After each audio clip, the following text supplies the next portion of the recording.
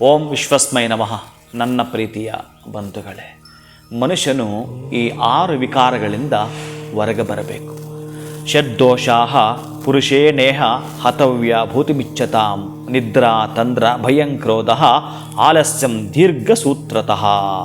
ಸಮೃದ್ಧಿಯನ್ನು ಬಯಸುವ ಪುರುಷ ನಿದ್ರೆ, ಮಂಪರು, ಆಲಸ್ಯ, ಆಕ್ರೋಶ, ಹೆದರಿಕೆ ಹಾಗೂ ಮಾಡುವ ಕೆಲಸವನ್ನು ಮುಂದೂಡುವುದು, ಈ ಪ್ರವೃತ್ತಿಯನ್ನು ಮೊದಲು ಬಿಡಬೇಕು. ಆಗಷ್ಟೇ ನಾವು ಅಂದುಕೊಂಡಿದ್ದ ಕೆಲಸಗಳು, ನಾವು ಹೇಳಿಕೊಂಡ ಮಂತ್ರ, ನಾವು ಮಾಡಿಕೊಂಡ ತಂತ್ರ ನಮ್ಮನ್ನು ಕೈ ಹಿಡಿಯುವಂಥದ್ದು.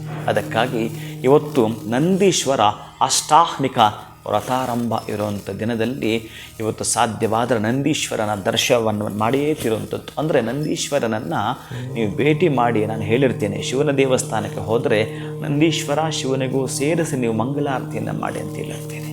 ಇವತ್ತು ಸಾಧ್ಯವಾದರೆ ಅದನ್ನೇ ಮಾಡಿಕೊಳ್ಳಿ.